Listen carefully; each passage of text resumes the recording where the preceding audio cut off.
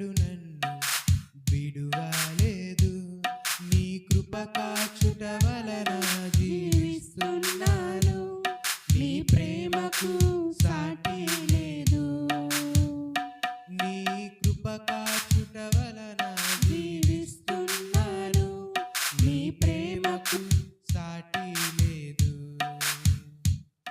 నశించుటకు ఎందరో వేచి ఉన్నను.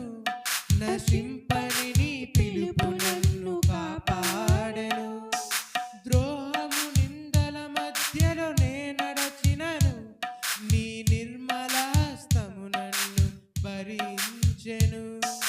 యజమానుడా, నా యజమానుడా, నన్ను పిలచిన యజమానుడా, యజమానుడా, నా యజమానుడా, నన్ను నడిపించే యజమానుడా. నీ పిలుపు వలనే నేను నశించిపోలేదు. నీ ప్రేమ ఎన్నడు నన్ను విడువలేదు. నీ కృప కాచుట వలన జీవిస్తున్నాను. నీ ప్రేమకు సాటి లేదు. నీ కృప కాచుట వలన జీవిస్తున్నాను. నీ ప్రేమకు సాటి లేదు. మనసులు మూసిన తలుపులు కొన్నైనను నాకే నీవు తెరచినవి అనేకములు.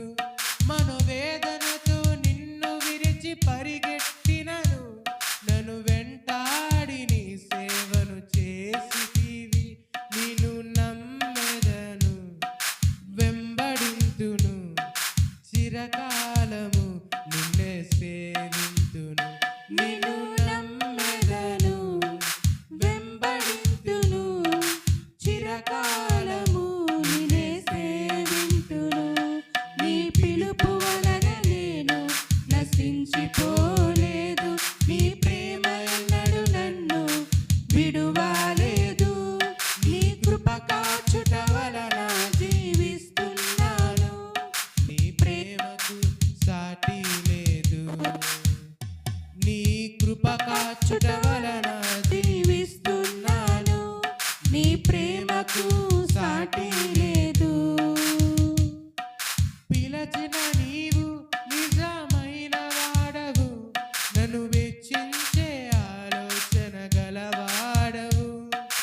ఏదేమైనను కొనసాగించితివి. నీపై ఆధారపడుటకు అర్హుడవు. నిన్ను నమ్మెదను, వెంబడింతును. చిరకాలము నిన్నే సేవింతును. నిన్ను నమ్మెదను, వెంబడింతును. చిరకాలము నిన్నే సేవింతును. నీ పిలుపు వలన నేను నశించిపోలేదు. నీ ప్రేమ ఎన్నడు నన్ను విడువలేదు. నీ కృప కాచుట వలన జీవిస్తున్నాను. నీ ప్రేమకు సాటి లేదు. నీ కృప కాచుట వలన జీవిస్తున్నాను. నీ ప్రేమకు సాటి లేదు. సర్వజనులారా చప్పట్లు కొట్టుడి. జయధ్వనులతో దేవుని గూర్చి ఆర్భాటము చేయుడి. యెహోవా మహోన్నతుడు, భయంకరుడు. ఆయన సర్వభూమికి మహారాజై ఉన్నాడు. ఆయన జనములను మనకు లోపరుచును. మన పాదముల క్రింద ప్రజలను అణగదొరుక్కును. ప్రియ దేవుని సంఘమా, మనమందరం కూడా నిలబడి ఆంధ్ర క్రైస్తవ కీర్తన పుస్తకంలో నుండి 618వ స్తుతి కీర్తన పాడుతూ ఆరాధన క్రమంలో ముందుకు కొనసాగుదాం. అందరం లేచి నిలబడదాం. ఆంధ్ర క్రైస్తవ కీర్తన పుస్తకంలో నుండి 618వ స్తుతి కీర్తన పాడుతూ ఆరాధన క్రమాన్ని ప్రారంభించుకుందాం. పితృ పుత్ర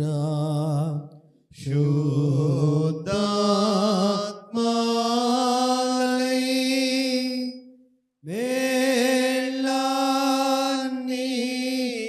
మేళాన్నిచ్చు దేవుని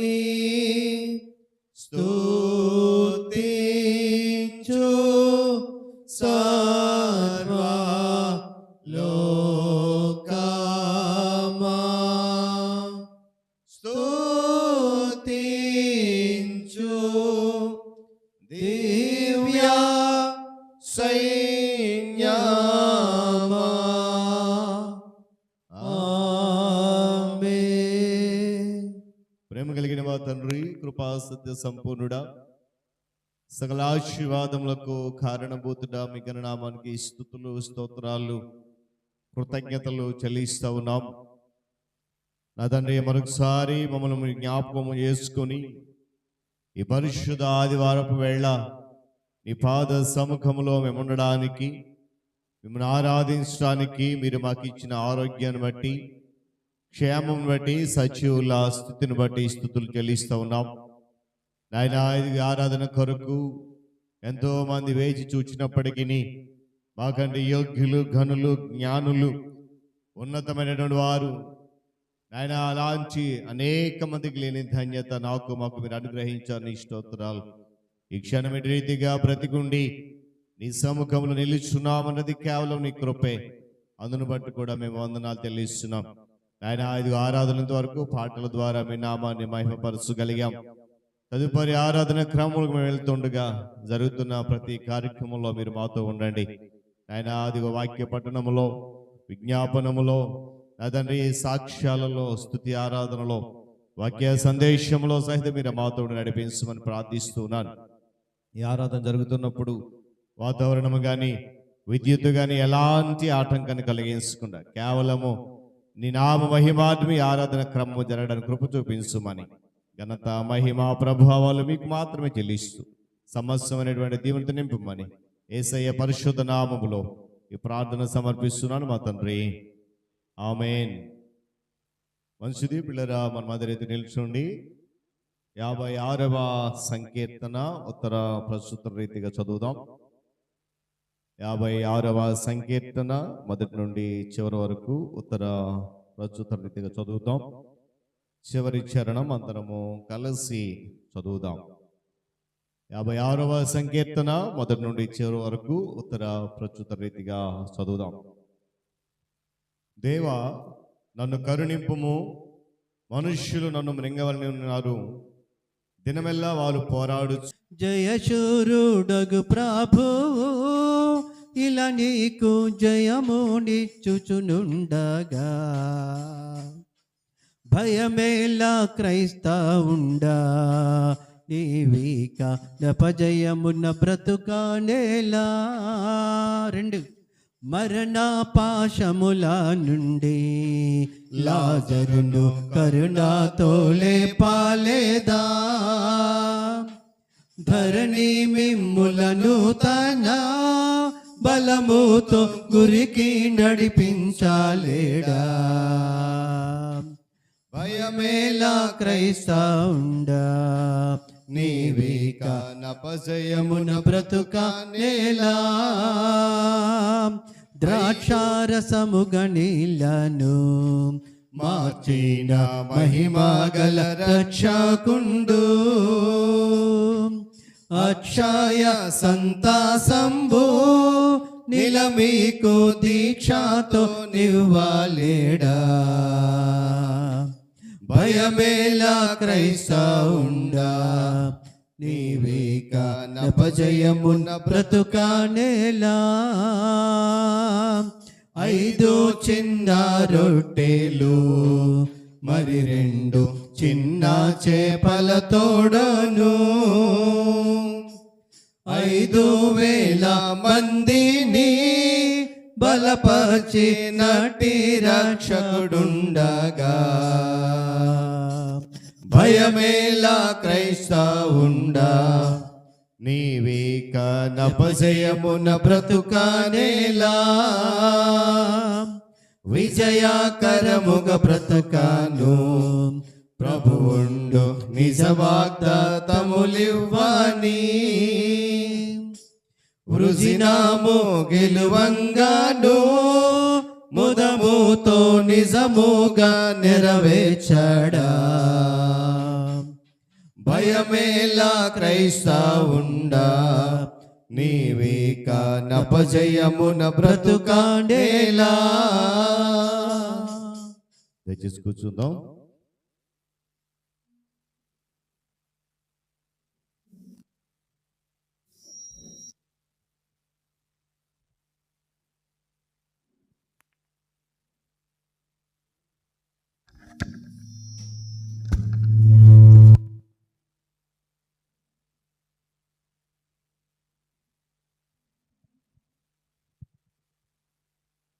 దేవుని పరిశుద్ధ నామమునకు మహిమ కలుగును గాక. హల్లెలూయా, హల్లెలూయా. చాలా సంతోషం ప్రియులారా. దేవుడు తన మహాకృపను బట్టి మరలా ఈ పరిశుద్ధ ఆరాధనలో మనమందరం కూడా సజీవులుగా ఉండడానికి కృపనిచ్చిన విధానాన్ని బట్టి ప్రభు పరిశుద్ధ గణనామానికి ఘనత మహిమలు కలుగును గాక. మరి ఈ సమయంలో నేటి పరిశుద్ధ దినములో ధ్యాన నిమిత్తమై వాక్య భాగాన్ని చదువుదాం. 118వ సంకీర్తన 6వ చరణం నుండి 10వ చరణముల గల భాగాన్ని చదువుకుందాం. 118వ సంకీర్తన 6వ చరణం నుండి 10వ చరణం వరకు గల భాగాన్ని ఈ దినపు ధ్యాన భాగంగా మనము చదువుకుందాం. ఈ వాక్య భాగాన్ని పాస్టర్ గారు చదివి వినిపిస్తారు. తదుపరి ప్రియ తల్లి గారు మేరీ రత్నం గారు మనలను విజ్ఞాపన ప్రార్థనలో నడిపిస్తారు. కీర్తనలు 118 6వ వచనం నుంచి 10. యెహోవా మన పక్షం ఉన్నాడు, నేను భయపడను. నరులు నాకేమి చేయగలరు? యెహోవా నా పక్షం వహించి నాకు సహాయమై ఉన్నాడు. నా శత్రు విషయములే నా కోరిక నెరవేర్చి చూసేదరు. మనుషులను నమ్ముకుంటం కంటే యెహోవాను ఆశ్రయించటం మేలు. రాజులను నమ్ముకుంటం కంటే యెహోవాను ఆశ్రయించటం మేలు. అన్యజనులందరూ నన్ను చుట్టుకుని ఉన్నారు. యెహోవా నామం బట్టి నేను వారిని నిర్మూలము చేసేదను. ఈ పరిశుద్ధ వాక్యం దేవుని దీవించును గాక. ఆమేన్. మీ యొక్క బంగారు పాదములకు వెళ్ళని స్తుతులు స్తోత్రములు వందనాలు చెల్లించుకుంటున్నాం ప్రభా. గతించినటువంటి దినాన్నిట్లో మీ యొక్క కృపల రెక్కల చాటున మమ్మల్ని అందరినీ కాచి కాపాడి మరి యొక్క నూతన ఆదివారంలో మా ప్రభా మమ్మల్ని ప్రవేశింపచేసి మీ యొక్క వాక్యము వింటగాను మీ వాక్యాన్ని ధ్యానించటకు గాను మీరు మాకు ఇచ్చినటువంటి చక్కని అవకాశం కొరకు మీకు వందనాలు చెల్లించుకుంటున్నాం తండ్రి. మా యొక్క సంఘాన్ని మా ప్రభా మీ పాదముల యొద్ద పెట్టుతున్నాం ప్రభా. మా యొక్క సంఘంలో ఉన్నటువంటి ప్రతి ఒక్క పరిస్థితి మా ప్రభ మీరు ఎరుగుదరనైనా ప్రతి ఒక్క బిడ్డను కూడా మా ప్రభ మీరు చూసి దీవించి ఆశీర్వదించండి నైనా. ప్రతి ఒక్క కుటుంబాన్ని కూడా మా యొక్క ప్రభ ఈ యొక్క సమయంలో జ్ఞాపకం చేసుకుంటున్నాం తండ్రి. ఎవరికి ఎటువంటి అక్కర, ఎటువంటి కొరత, ఎటువంటి లోటుపాట్లు ఉన్నాయో మా ప్రభ మేమైతే ఎరుగము కానీ సరం ఎరిగినటువంటి తండ్రి నీవయ్యన్నావు కనుక సమస్తాన్ని కూడా మా ప్రభ ప్రతి ఒక్కటి దేని బిడ్డకు దయచేయమని ప్రార్థన చేసుకుంటున్నాం తండ్రి. అదేవిధంగా నా ప్రభ మీ యొక్క దాసుని మా ప్రభ యొక్క సన్నిధిలో మా ప్రభ పెట్టుకుంటున్నాం. ఆయన ద్వారా మా ప్రభ ఏ యొక్క విత్తనాన్నైతే మా ప్రభ మీరు మా యొక్క జీవితాల కొరకు మీరు పెడుతున్నారు అటుది మా ప్రభ యొక్క వాక్యాన్ని మేము చక్కగా శ్రద్ధగా విని మా ప్రభ మా యొక్క నిజ జీవితాలలో మేము వాక్యానుసారంగా మా ప్రభ మీ యందు మేము భయభక్తులు కలిగి జీవించే బిడ్డలంగా మా రక్షక మేము జీవించుకోగలుగుటకు మీ యొక్క కృపతో మమ్మల్ని అందరినీ నింపి నడిపించమని ఈ యొక్క గ్రామాన్ని మా ప్రభ మేము ఈ యొక్క గ్రామంలో మా రాజా మేము మీకు సాక్షులంగా మేము జీవించుకోగలుగుతాము.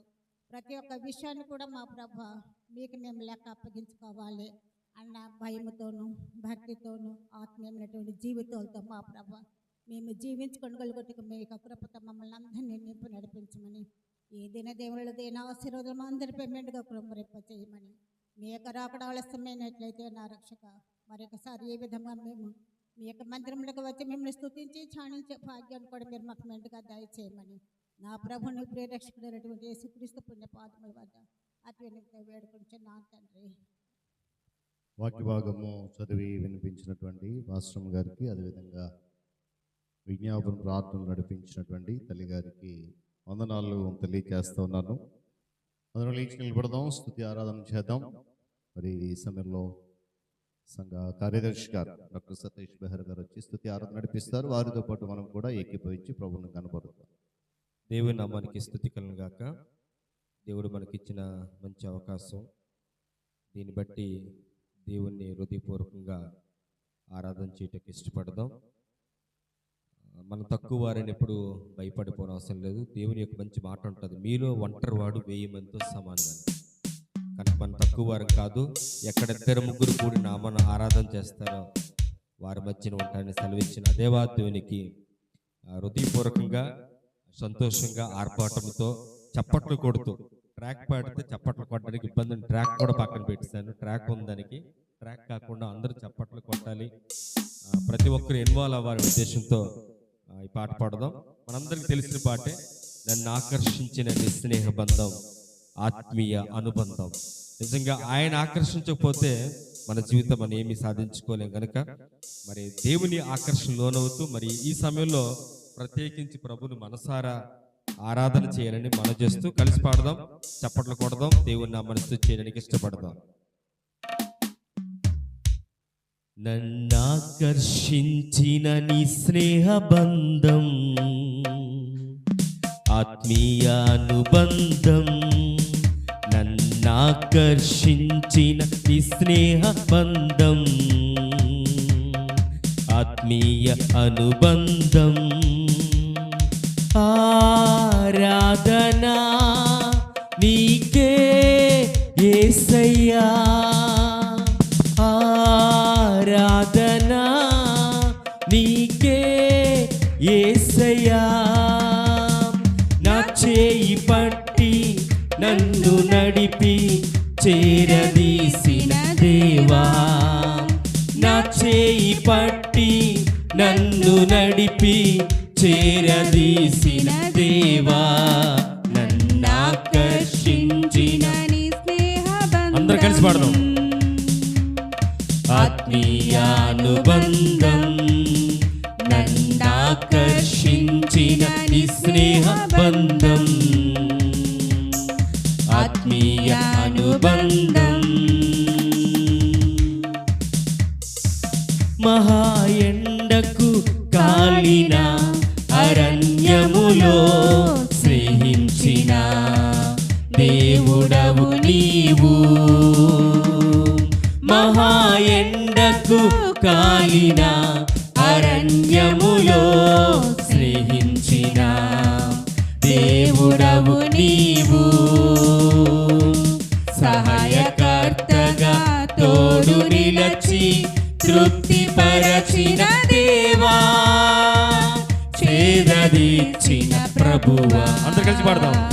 సహాయకర్తగా తోడు నిలచి తృప్తిపరచిన దేవా, చేరదీర్చిన ప్రభువా, నన్నాకర్షించిన నీ స్నేహ బంధం. దయచేసి గట్టిగా చప్పట్లు కొడదాం ప్రభు, దయచేసి చప్పట్లు కొడదాం. ఆత్మీయ అనుబంధం, అందరూ కలిసి పాడదాం. నన్నాకర్షించిన నీ స్నేహ బంధం ఆత్మీయ అనుబంధం. చెడిన స్థితిలో లోకంలో పడియుండగా ప్రేమించిన నాదుడవు నీవే, చెడిన స్థితిలో లోకంలో పడియుండగా ప్రేమించిన నాదుడవు నీవే, సదాకాలము రక్షణనిచ్చి శక్తినిచ్చిన దేవా, సేదదీర్చిన ప్రభువా, సదాకాలము రక్షణనిచ్చి శక్తినిచ్చిన దేవా, జీవమిచ్చిన ప్రభువా, నన్నాకర్షించిన నీ స్నేహ బంధం ఆత్మీయ అనుబంధం. అందరికీ చదువుదాం. నన్నాకర్షించిన నీ స్నేహ బంధం ఆత్మీయ అనుబంధం. ఆరాధనా నీకే యేసయ్యా, ఆరాధనా నీకే యేసయ్యా. మరొకసారి అందాం. ఆరాధనా నీకే యేసయ్యా, ఆరాధనా నీకే యేసయ్యా. అందరూ కలిసి ఆరాధనా నీకే యేసయ్యా. బిగ్గరగా ఒకసారి ఆరాధనా నీకే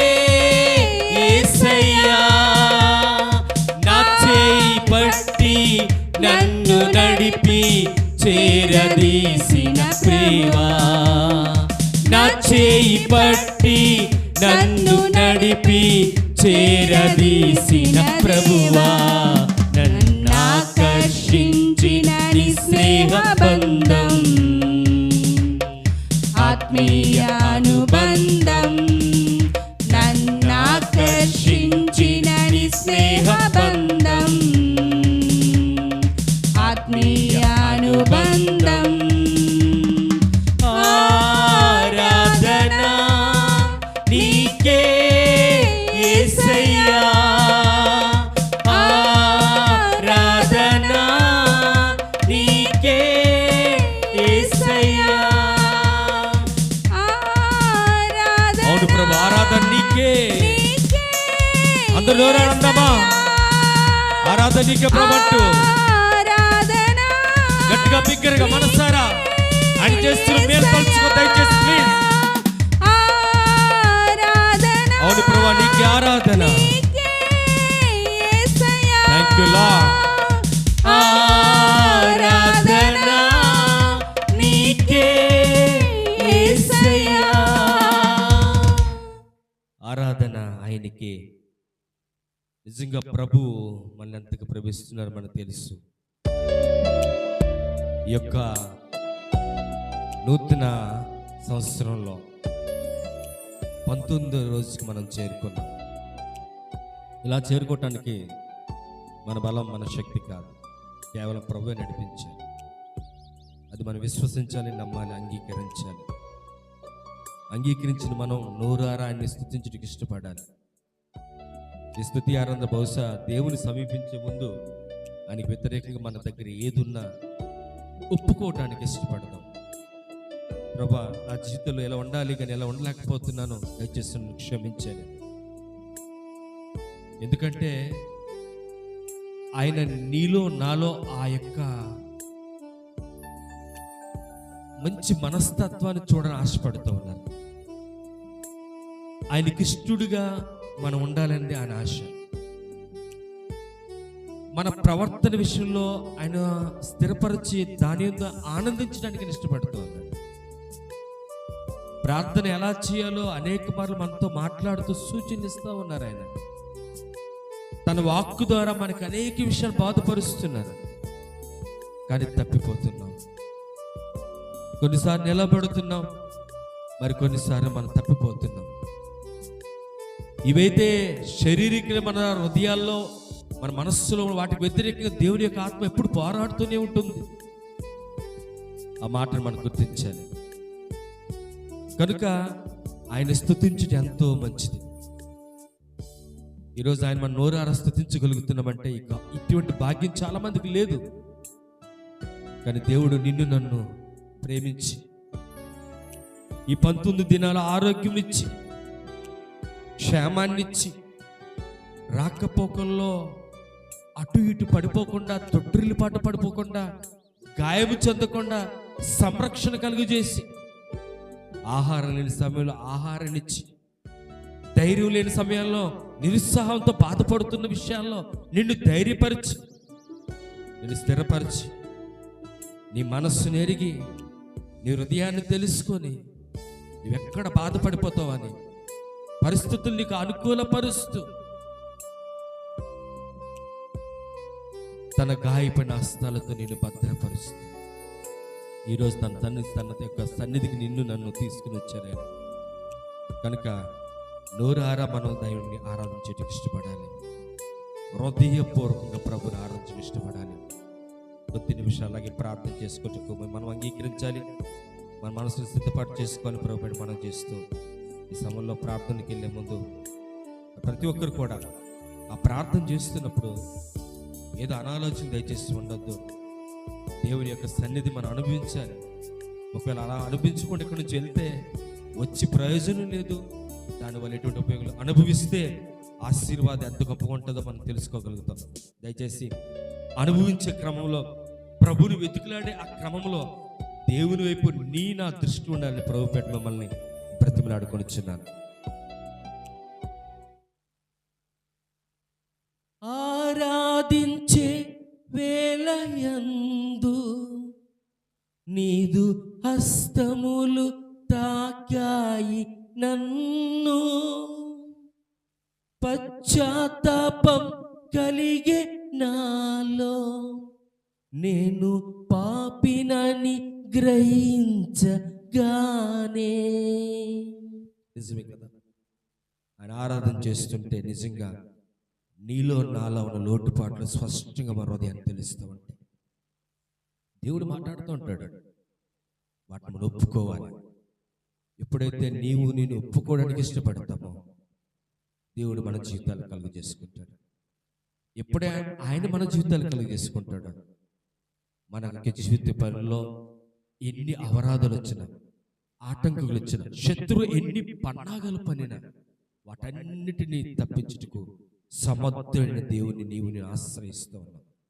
మర్చిపో, దేవుని వాక్యాన్ని వినబోయే ముందు నీ హృదయంలో వచ్చే ప్రార్థన, ప్రభువా నీ వాక్యము ద్వారా నాతో మాట్లాడని అడిగినప్పుడు సూటిగా నీ హృదయానికి ఇష్టపూర్వకమైన మాటలు ఇచ్చి నేను ధైర్యపరిచి బలపరచడం ఇష్టపడ. ప్రార్థన కొనసాగ. దయచేసి హేమలత లారెన్స్ గారు ముందుకు వచ్చి ప్రార్థన చేస్తుంది. ఎవరు అనాలోచన దయచేసి ఉండదు. నువ్వు మోకరించగల శక్తి ఉంటే దయచేసి మోకరించలేకపోతే లేచి వెళ్దాం. ప్రార్థనలో సహోదరు పట్ల మనం ఏకీభవిద్దాం. ప్రార్థనలో కొనసాగుతాం. ప్రార్థన చేస్తాం. స్తోత్రము స్తోత్రము స్తోత్రము స్తోత్రము స్తోత్రము స్తోత్రము స్తోత్రము స్తోత్రము స్తోత్రం. పరిశుద్ధాత్మ దేవా నీకే వందనాలయ్యా, నీకే వందనాలు తండ్రి. వందనాలు ప్రభునైనా, గొప్ప తండ్రి నీకు వందనాలయ్యా, నీకే వందనాలు తండ్రి. వందనాలు ప్రభా, జీవము గల తండ్రి నీకు వందనాలయ్యా, నాయనా నీకు వందనాలయ్యా. పరిశుద్ధాత్మ దేవా నీకు వందనాలు తండ్రి. వందనాలు ప్రభునైనా, నాయనా తండ్రి నైనా నిన్ను ప్రార్థించగలటుకు తండ్రి నైనా, నాయనా నిన్ను మొదలు పెట్టుకునగలటుకు నాయనా, నాయనా నిన్ను గోజాడుకునగలటుకు తండ్రి నైనా, దేవా నిన్ను కొనియాడుకునగలటుకు నాయనా ప్రభా, మాకు అనుగ్రహించినటువంటి గొప్ప ధన్యత బట్టి ప్రభా నాయనా, నాయనా నీకు వందనాలు తండ్రి. వందనాలయ్యా, వందనాలు తండ్రి నైనా. జీవము గల తండ్రి నీకు వందనాలు చెల్లించుకుంటున్నానయ్యా.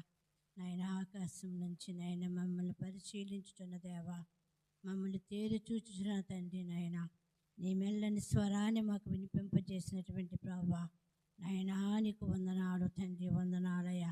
ఆరాధన నీకే దేవా నాయనా, నీకే ఆరాధన తండ్రి నాయనా, నీకే ఘనత ప్రభా నాయనా, నాయన నీకే మహిమ గల దేవా నాయనా, నీకే స్తోత్రము దేవా, నీకే స్తోత్రాలు తండ్రి నాయనా. ఈ చిన్న ఆరాధన తండ్రి నాయనా, నాయనా నువ్వు బహుగా ఆశీర్వదించినటువంటి తండ్రి, మమ్మల్ని గణపరచుచున్న దేవా నాయనా, మమ్మల్ని బ్రతికింపజేసినటువంటి దేవా నాయనా, మమ్మల్ని నిలవబెట్టుకున్న తండ్రి నాయనా, నాయనా నీకే ఆరాధన దేవా నాయన, నీకే మహిమ గల దేవా నాయనా ప్రభా, నీకే స్తోత్రము తండ్రి, నీకే స్తోత్రాలయ్యా. గొప్ప దేవా నీకు వందనాలు తండ్రి నాయనా. నాయన మా చిన్న సంఘాన్ని తండ్రి నాయనా నీ పాదముల దగ్గర మేము పెట్టుకున్నామయ్యా, నీ చేతులకు నేను అప్పచెప్పుకున్నాను తండ్రి నాయనా. నీ యాజకుని దేవా తండ్రి నాయనా, నీ సిలువు చాటును మరుగుపరచండి అయ్యా. ఏ వాక్యమైతే నా కొరకు నాయనా నువ్వు సిద్ధపరిచున్నావో, ఏ వాక్యమైతే నాతో మాట్లాడుచున్నావో, ఏ వాక్యమైతే నువ్వు నన్ను గద్దించుచున్నావో నాయనా, నువ్వు నాతో మాట్లాడమని ప్రభా నాయనా నీ సన్నిధిలో నేను ప్రార్థన చేస్తున్నానయ్యా. దయగల రక్షకుడ తండ్రి నాయనా, నీ ప్రార్థన అగ్ని చేతనైనా మేము కాల్చబడాలి దేవా, నీ ప్రార్థన అగ్ని చేతనైనా మేము నలగబడాలయ్యా. నీ ప్రార్థన ద్వారా తండ్రి నాయనా మేము నలగబెట్టే అనుభవాలు తండ్రి నాయనా మా జీవితంలో నీవు అనుగ్రహించమని ప్రభా నీ సన్నిధిలో నాయనా నేను ప్రార్థన చేస్తున్నాను. ప్రతి ఒక్కరిని కూడా నాయనా నీవు దీవించండి అయ్యా. నీ ప్రతి ఒక్కరిని ప్రభా ఆశీర్వదించండి ప్రభా, నీకు వందనాలు నాయనా. ప్రభా నైనా మేము మొర్ర పెట్టగా నాయనా మా ప్రార్థనలను ఆలకించినటువంటి తండ్రి నాయనా అని మేము మొర్ర పెట్టగా నాయనా మాకు ఉత్తరాన్ని దయచేసినటువంటి తండ్రి అయ్యా అని మేము మొర్ర పెట్టగా నాయనా మా మధ్యకు నువ్వు దిగి వచ్చినటువంటి రాజా నీకే స్తోత్రమయ్యా. నీకే స్తోత్రము తండ్రి. స్థితిలో చెల్లించుకున్నటువంటి నైనా నీ బిడ్డలు బట్టి నీకు వందనాలయ్యా. సాక్ష్యము చెప్పినటువంటి నీ బిడ్డలు బట్టి నీకు వందనాలయ్యా. ఏ బిడ్డ అయితేనైనా ఏనైనా తండ్రి ఏ అర్హతతోనైనా నీ పాదముల దగ్గర పెట్టి ఉన్నారో నైనా, ఏ ఆలోచనతో తండ్రి నీ సన్నిధులకు వచ్చి ఉన్నారో, ఏ తలంపులతోనైనా నీ నామములు మొర్ర పెట్టగలటుకు వచ్చి ఉన్నారో, ప్రతి ఒక్క ఆత్మచేతను మాట్లాడండియా. ప్రతి ఒక్క బిడ్డతోనూ మాట్లాడండియా. వారి అవసరతలు తీర్చండి తండ్రినైనా. వారి అవసరతల సమస్తమునైనా తండ్రి వాళ్ళకు అనుగ్రహించినటువంటి ప్రతి ఈవుని బట్టి నీకు వందనాలయ్యా. ప్రతి ఒక్కరైనా వాళ్ళకి ఇచ్చినటువంటి ప్రతి ఒక్క సమస్యల నుంచినైనా నువ్వు విడుదల కలుగు చేయమని ప్రభా నీ సన్నిధిలో నేను ప్రార్థన చేస్తున్నానయ్యా. ఈ లోక సంబంధమైనటువంటిటి కూడా వ్యర్థము వ్యర్థము వ్యర్థమన్నావు తండ్రినైనా. పరలోక సంబంధమైన స్వచ్ఛమన్నావు తండ్రినైనా.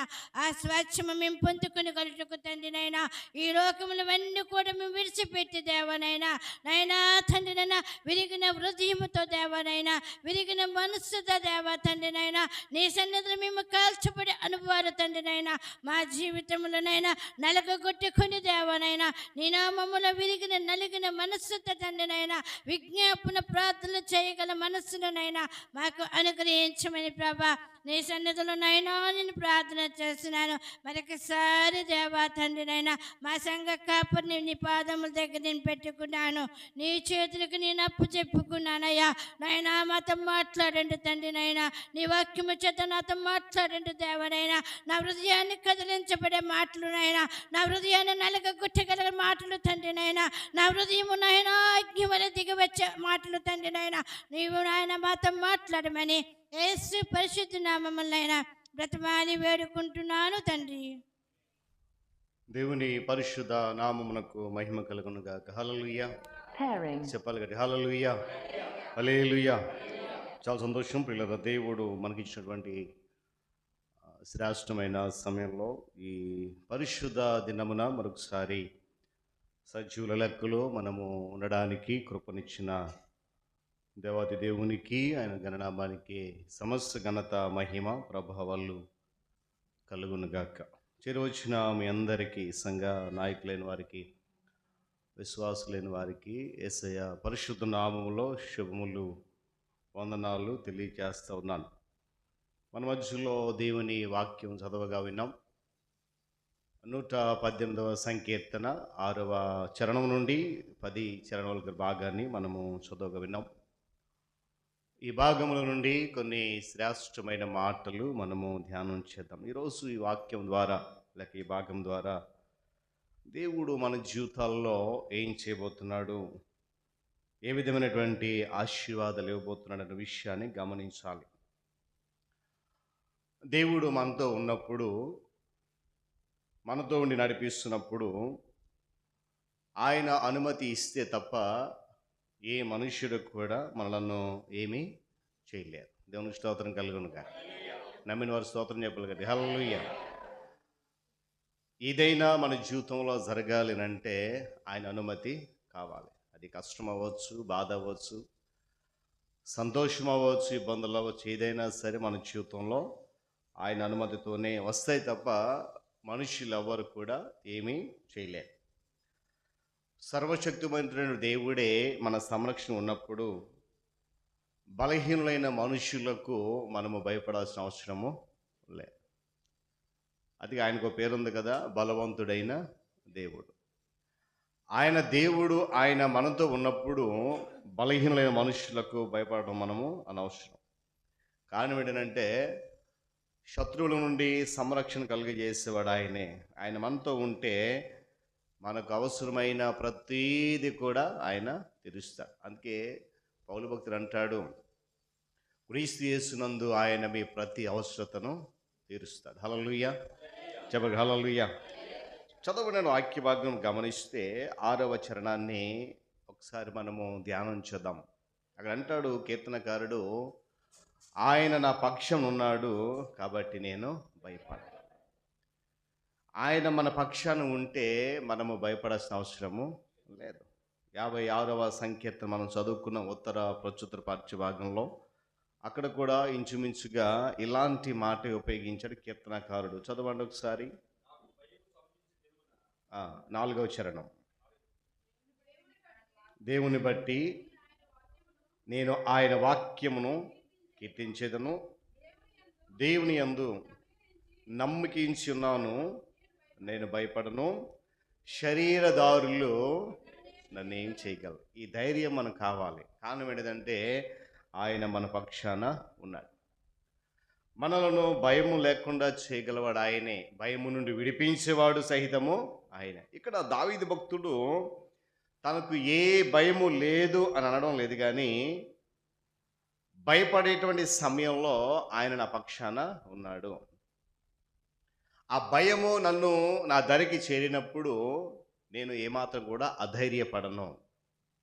ఆ భయము నన్ను ఆవరించడానికి సిద్ధపడినప్పుడు నన్ను ఆ భయము నుండి తొలగించడానికి నేను సేవిస్తున్న దేవుడు నా పక్షాన ఉన్నాడు. ఇక్కడ మాట అదే, యెహోవా నా పక్షం ఉన్నాడు, నేను భయపడను.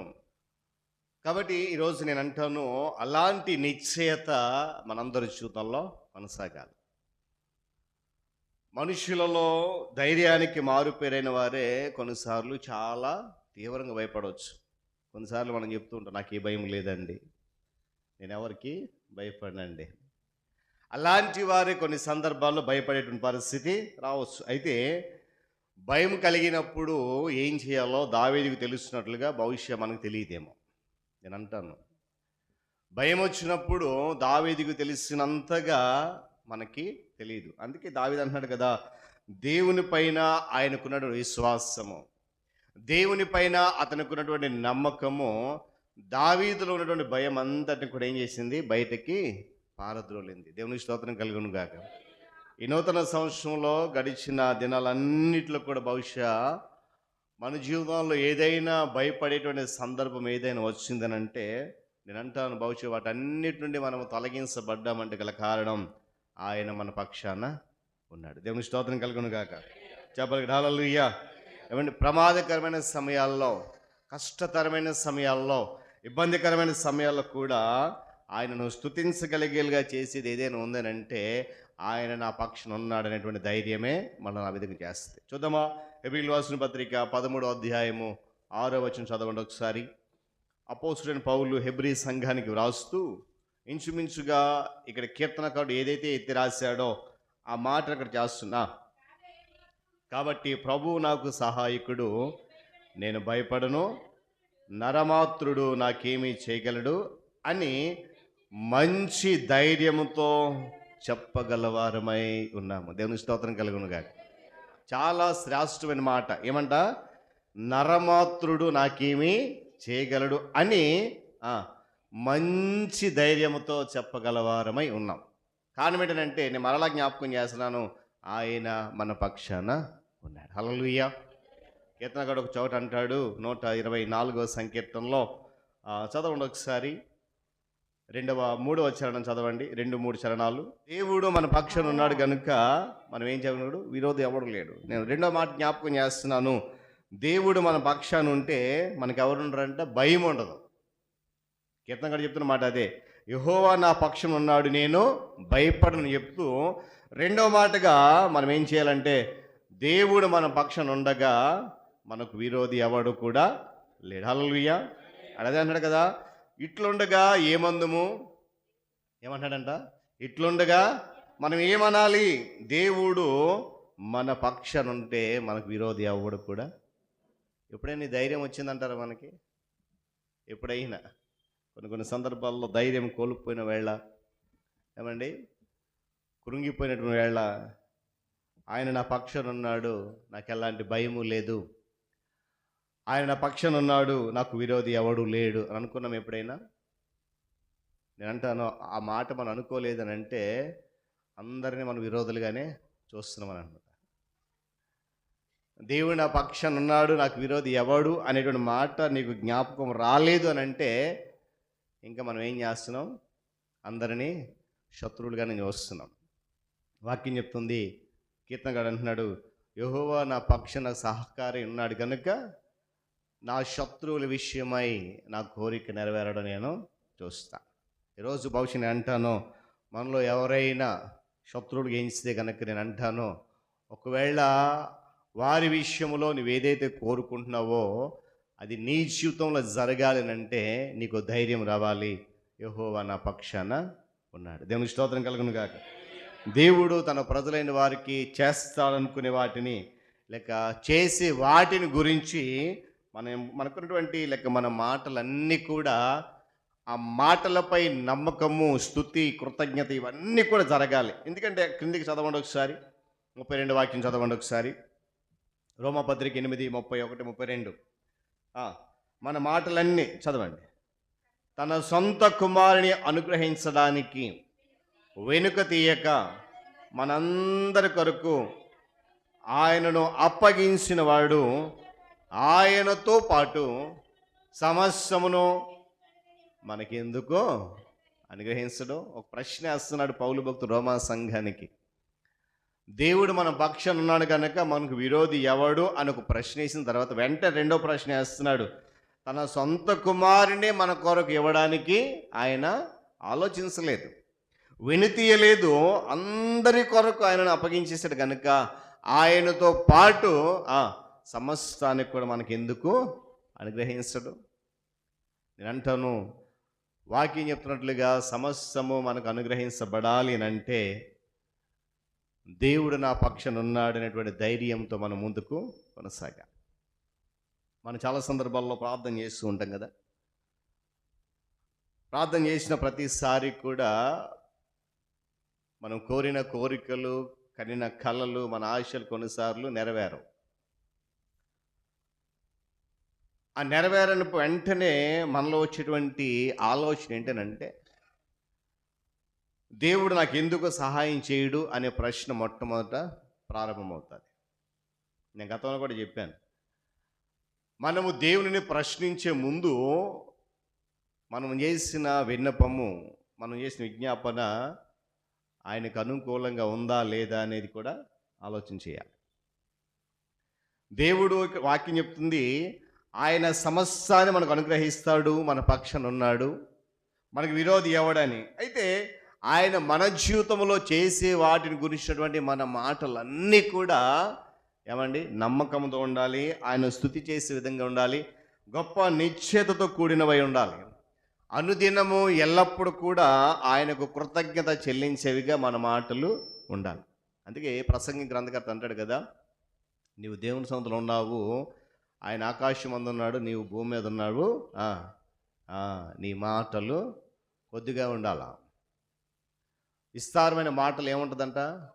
దోషం ఉంటుంది కదా. విస్తారమైన మాటల్లో దోషం ఉంటుంది. చాలా తక్కువ సందర్భంలో ఏమండి చూడండి, మనలో చాలామంది మాట్లాడడానికి అవకాశము రాని పక్షాన నాకెందుకు రావట్లేదు అంట. సరే, వచ్చినప్పుడు అవకాశం వచ్చినప్పుడు దానిని సరి అయిన విధానంలో సద్వినియోగం చేసుకోవడం రాదు. ఆ విషయాన్ని కూడా గమనించాలి. గత శుక్రవారం ఒక వాక్యం ధ్యానించాం. దేవుడు మనకిచ్చినటువంటి ప్రార్థనను, మనకిచ్చినటువంటి ఆత్మవరాలను దుర్వినియోగం చేస్తున్నామంట. ఏం చేస్తున్నామంట? దేవుడు మనకిచ్చిన ప్రార్థన జీవితాన్ని దుర్వినియోగం చేస్తున్నాం. కారణం ఏంటంటే ఆ ప్రార్థన సరైన విధంగా చేయట్లే. మన మాటలన్నీ కూడా చూడండి, వాక్యం చెప్తున్నట్లుగా ఆయన మన కొరకు చేసే ప్రతి పని ఏ ఒక్కటైనా నిజమా కాదా అనేటువంటి సందేహం కూడా మన యొక్క దరికి రాకూడదు. కొన్ని సందర్భాల్లో మన మాటలే బయట పెడతాయట ఆయన సందేహాన్ని. దేవుడు నా జీవితంలో చేసేవి నిజమా కాదా అనేటువంటి సందేహాన్ని మన మాటలే బయట పెడతాయంట. వాక్యం చెప్తుంది అట్రీతిగా మన మాటలు ఉండకూడదు అని. కారణం ఏంటంటే ఆయన అందరి విషయంలో మేలు చేసే దేవుడే కానీ పక్షపాతం చూపించే దేవుడు కాదు. మత్తయి సువార్తలో ఒక మాట ఉంటుంది, మీ అందరికి గుర్తుందో లేదో, హృదయం నిండిన దాన్ని బట్టే నోరు మాట్లాడుతుంది. హృదయంలో ఏదైతే ఉందో అంటే, మరొక చోట అంటాడు, నీ ప్రవర్తన ఎలాంటిదో, నీ పరిశుద్ధత ఎలాంటిదో, నీ విశ్వాసం ఏంటిదో అది నీ మాటే తెలియజేస్తాడు. నీ ప్రవర్తన దాన్ని బయట పెడుతుందంట. ఇక్కడ ఎందుకు ఈ మాట జ్ఞాపకం చేస్తానంటే, వాక్యం చాలా స్పష్టంగా చెప్తుంది, యెహోవా మన పక్షం ఉండగా మనకు విరోధి ఎవడు లేడు. నేను గతం కూడా చాలా సందర్భాలు చెప్పాను, మనకు విరోధి ఎవడైనా ఉన్నాడు అని అంటే అది మన అంతరంగమే, మనకు మనమే విరోధులు. కారణం ఏంటంటే మన యొక్క అంతరంగము లేక మన హృదయము దేవుని వాక్యానికి ఎప్పుడైతే ప్రతికూలంగా ఉందో మన హృదయంలో ఏమండి అపవాదికి చోటించిన వారు అవుతాం. ఎప్పుడైతే అపవాదికి చోటించామో మరి ఇక అపవాది ఒక్కసారి అంటూ మన హృదయంలో చోటు చేసుకుంటే మరలా బయటికి వెళ్ళే ప్రసక్తి ఉండదండి. మనం ఎన్ని ప్రయత్నాలు చేయి, అసలు అపవాదికి అవకాశం ఇవ్వకుండా దేవుని వాక్యానికి మాత్రమే మన అవకాశం ఇస్తూ వస్తే అప్పుడు చెప్పొచ్చు ఈ మాట, దేవుడు నా పక్షాన ఉన్నాడు కనుక నాకు విరోధి ఎవడు లేడు. దేవుని స్తోత్రం కలుగును గాక. చెప్పండి హల్లెలూయా. దేవుడు అంటే ఆయనను నమ్ముతున్న మన పక్షాన ఉన్నాడు, మనలో ఉన్నాడు, మనతోనే ఉన్నాడు. లోపల కానీ బయట కానీ ఉండే ఏ శత్రువైనా సరే మన కోసం దేవునికి ఉన్నటువంటి ఉద్దేశాలను ఏవి కూడా వడించలేడు. దేవుని స్తోత్రం కలుగును గాక. నేను మరలా చెప్తున్నాను, ఇక్కడ కూర్చున్న మనందరి విషయంలో దేవుని కూడా ఒక ప్రత్యేకమైన ప్రణాళిక ఉంది.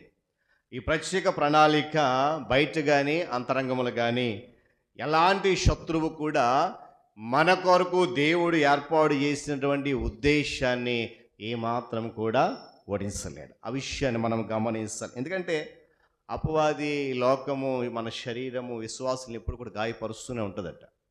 మళ్ళీ జ్ఞాపకం చేస్తాను, అపవాది లోకము మన శరీరము ఎప్పుడు కూడా గాయపరుస్తుంటారు. అయితే కొద్ది కాలానికి ఈ మూడు కూడా ఆ మనిషిని నేల కూల్చేయచ్చు, లేకపోతే వారిని మరణానికి అప్పగించవచ్చు, కానీ వారిపై అంతిమ విజయాన్ని మాత్రం అవి సాధించలేవు. కారణం ఏంటంటే విశ్వాసుల పక్షాన ఎవరున్నారు? ఆయన సేవించేటువంటి దేవుడు ఉన్నాడు. దేవుని స్తోత్రం కలుగును గాక. ఈ మూడు విషయాలు అపవాది కానీ లోకం కానీ శరీరం కానీ మనల్ని ఎన్ని ఇబ్బందులు పెట్టినా చివరికి మరణానికి అప్పగించినా సరే మన మీద అంతిమ విజయం మాత్రం అవి సాధించలేవు. అందుకే నేను కీర్తన కూడా క్షమించాలి, పౌలు భక్తుడు అంటాడు అత్యధిక విజయం పొందుకుంటున్నాం మనం అంటాడు. చూద్దాం ఒకసారి మాట కొరింథీ రాసిన పత్రికలో, మొదటి కొరింథీ పత్రిక చూద్దాం ఒకసారి.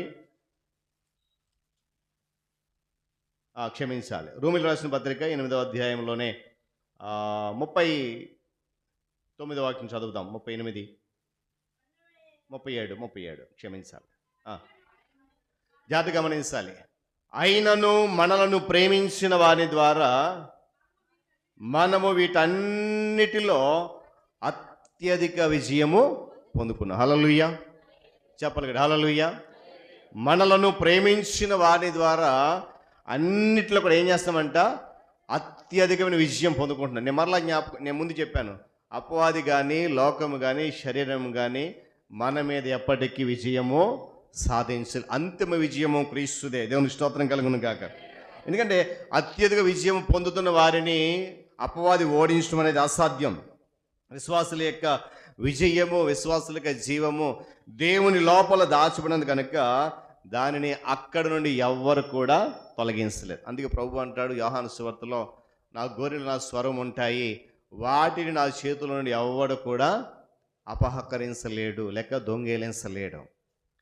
మనము ఆయన గొర్రెలం కనుక మన పక్షాన ఆయన కాపుదల కాస్తున్నాడు కనుక మనకు ఎలాంటి విరోధి ఎవడు కూడా లేడు, ఉండబోడు అనే విషయాన్ని కూడా నేను జ్ఞాపకం చేస్తున్నాను. యోబు గ్రంథము 16వ అధ్యాయము 19వ వాక్యం చదువుదాం ఒకసారి. యోబు గ్రంథము 16వ అధ్యాయము 19వ వాక్యం. యోబు జీవిత చరిత్ర మనందరికీ తెలిసిందే. అయితే యోబు తన యొక్క జీవితంలో అనుభవించిన కష్టాలు, శ్రమలు, ఆ పరిస్థితుల్లో కూడా ఆయన మాట్లాడిన ఒక శ్రేష్టమైన మాట ఈరోజు మనం ధ్యానం చేద్దాం. ఇప్పుడు నాకు సాక్షి అయినవాడు పరలోకం ఉన్నాడు, నా పక్షముగా సాక్ష్యము పలుకువాడు పరమందున్నాడు. దేవుని స్తోత్రం కలుగునుగా. చెప్పండి గట్టిగా హల్లెలూయా. యోబు యొక్క పరిస్థితి మనందరూ తెలుసు. కొన్ని సంవత్సరాల నుండి ఆ చరిత్ర వింటున్నాం, ధ్యానం చేస్తున్నాం. కొన్ని సందర్భాల్లో యోబు విసిగిపోయి, అంటే తన స్నేహితుల యొక్క ప్రవర్తన, తన స్నేహితుల మాట వల్ల కొన్నిసార్లు విసిగిపోయి దేవుడు నాకు అన్యాయం చేసిన పలికేయడము అనొచ్చు. కానీ చివరికి ఒక మాట అంటున్నాడు, నా పక్షాన సాక్ష్యము చెప్పేది వాడు చెప్పాలి పరమందున్నాడు. హల్లెలూయా. మరి రోజు నీ కొరకు సాక్ష్యం చెప్పేవారు ఎవరు? మన కొరకు సాక్ష్యం చెప్పేది ఎవరు? ఇక్కడ యోబు భక్తుడు తన పక్షాన వాదించే తన తరపు సాక్షి దేవుడే అని అంటున్నాడు. అంటే దేవుడు తన పట్ల అన్యాయంగా వ్యవహరించి తనకు శత్రువు అయ్యాడని తన ఆవేదనలో, నిరాశలో యోబు ఉన్నాడు. ఉన్నప్పుడు ఇలాంటి క్షణాల్లో కూడా, ఇలాంటి కష్ట పరిస్థితుల్లో కూడా దేవుని మీద యోబుకున్నటువంటి అపారమైన నమ్మకము అతనిని ఏమాత్రం కూడా నిరాశపరచలేదు. హల్లెలూయా. రోజు నేను అంటాను, ఒకవేళ దేవుని మీద మనం పెట్టుకున్నటువంటి కోరిక, ఆయన మీద మనం పెట్టుకున్న నమ్మకం, ఆయన మీద మనం పెట్టుకున్నటువంటి ఆశ ఒకవేళ నెరవేరలేదని నిరాశ పడిపోతున్నామేమో, యోబు జీవితాన్ని ఒకసారి మనం జ్ఞాపకం చేసుకుందాం. క్లిష్టమైన పరిస్థితుల్లో, ప్రాణము పోతున్న పరిస్థితుల్లో కూడా దేవుని మీద అతనుకున్న నమ్మకము ఏమాత్రం కూడా అతనిని నిరాశపరచలేదు. మరి రోజు నూతన సంవత్సరంలో ఒకవేళ ఏ విషయంలోనైనా మనం నిరాశపడిపోతున్నామేమో, ఏమండి, యోబు అన్నాడు కదా, నా పక్షాన సాక్ష్యము పలికేవాడు పరమందున్నాడు. ఆ తర్వాత ఒక మాట ఉంది చూడండి, నా స్నేహితులు నన్ను ఎగతాళి చేస్తున్నారు, నరుల విషయమై ఒకడు దేవునితో వ్యాజ్యమాడాలని వాని స్నేహితుడు వ్యాజ్యమాడని కోరి నేను దేవుని తట్టు దృష్టించి కన్నీళ్లు ప్రవహించినట్లుగా విడిచుచున్నానంటాడు. స్నేహితులు నన్ను ఏం చేస్తున్నారు అంటున్నాడు? హేళన చేస్తున్నారు, ఎగతాళి చేస్తారు. కానీ నా పక్షంగా, నా విశ్వాస పక్షం, ఎందుకంటే దేవుడు ప్రారంభంలో యోబుకు ఒక సాక్ష్యం చెప్పాడు అపవాదితో. ఏమని? భూమి మీద అతని వంటి వాడు లేడు. చాలా విషయాలు చెప్పాడు. చెబుతూ చివరిలో మాట అంటాడు, అతని వంటి వాడు భూమి మీద లేడు. ఆ సాక్ష్యమే ఈరోజు యోబును కష్ట సమయాల్లో కూడా ధైర్యంగా నిలబెట్టగలిగింది. అందుకే అంటున్నాడు, నా విశ్వాసాన్ని బట్టి, నా భక్తిని బట్టి, నా యథార్థతను బట్టి, నేను పడుతున్న బాధను బట్టి, నేను జీవిస్తున్నటువంటి ఆ జీవితాన్ని బట్టి నా తరపున లేక నా పక్షంగా సాక్ష్యం పలికేవాడు ఆకాశం అందున్నాడు. దేవుని స్తోత్రం కలుగును గాక. నరులు ఎవ్వరు కూడా నా కొరకు సాక్ష్యం చెప్పాల్సిన అవసరం లేదు. ఏమంటాడండి? మనుషులు ఎవరు కూడా నా కొరకు సాక్ష్యము పలకరు. ఎందుకంటే ఒకవేళ నా పరిస్థితి బాగోలేదని, నా విశ్వాసము నిజమైనది కాదేమో అని, నా భక్తి సరైనది కాదేమో కనుకనే ఇలాంటి పరిస్థితి వచ్చిందని చెప్పి వారు ఎగతాళి చేస్తున్నారు. కానీ వీటన్నిటి విషయంలో సాక్ష్యం చెప్పేది మాత్రం దేవుడే. హల్లెలూయా. మరి రోజు ఆ నమ్మకం అనుకుందా?